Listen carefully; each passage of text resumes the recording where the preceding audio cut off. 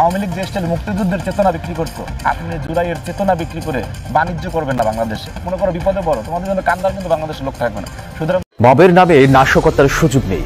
রংপুরে এনসিপি নেতা সার্জিস আলমকে এসব কথা বলেছেন সেনা কর্মকর্তারা। নামে যে আগুন লাগায়, ঘর ভাঙচুর করে, এই পার্টিটাকে আমরা বার্তা দেয়া না, এটা করার সুযোগ নেই এখন। এনসিপি ইউনূস সাহেবের দল, আমি এটা চ্যালেঞ্জ করছিলাম, এই সরকারের যে এনসিপি নামে একটা দল, আমি তো আলোচনা করতে পারি, আমরা সেই দলের সাথে সরকারের খুবই ধরম মরম আছে।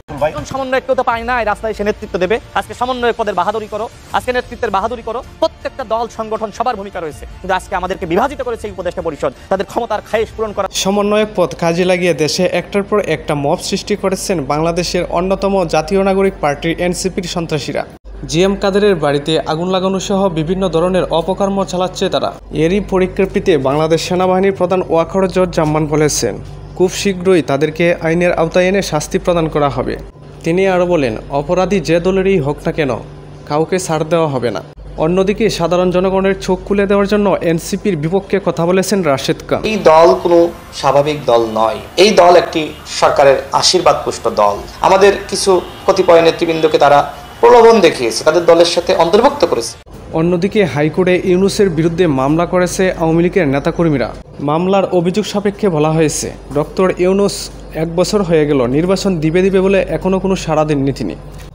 এরই পরিপ্রেক্ষিতে বাংলাদেশের সাধারণ জনগণ মনে করেন ডক্টর ইউনূস আমাদের সঙ্গে প্রতারণা করছেন। ইউনূস সাহেব পদত্যাগে যেটা বললেন, এটা একটা নাটক। সব লেজে গোবরে করে ফেলছে, কোনো দিকে সুবিধা করতে পারতেছে না, সংস্কার বলতে পয়দা করতে না পারে স্ট্যান্ড দেওয়ার জন্য, নিজের পজিশন টেস্ট করার জন্য বললো আমি পদত্যাগ করব। অন্যদিকে বিভিন্ন কূটনৈতিক রাজনৈতিক বিশ্লেষকরা মনে করেন, দেশের যে বর্তমান অবস্থা, এই মুহূর্তে আমাদের সকলের এক থাকতে হবে। আওয়ামী লীগ বিএনপি বুঝি না, এই মুহূর্তে আমাদের এক থাকা জরুরি। তারা আরও বলেছেন, বর্তমানে বাংলাদেশের যে পরিস্থিতি, সকলকে আমাদের একসঙ্গে লড়তে হবে। তারপর সেনাবাহিনীর মাধ্যমে দেশে একটি সুন্দর সুষ্ঠু নির্বাচন গড়ে তুলতে হবে। এই শহীদরা না থাকলে প্রফেসর মোহাম্মদ ইউনূস আপনি আজকে জেলে থাকতেন, আপনার মামলাগুলো আজকে আদালত দিয়ে নাই করে দিয়েছেন। যাদের রক্তের কারণে আজকে আপনি বেকসুর খালাস, তাদের রক্তের বদলা যদি না নেন, আপনাকে আগামী দিনের মানুষ ক্ষমা করবে না। আমি রাহুল, আপনারা দেখছেন আরএস নিউজ। আমাদের চ্যানেলে নতুন দর্শক হলে অবশ্যই চ্যানেলটি সাবস্ক্রাইব করে দিয়ে পাশে থাকবেন।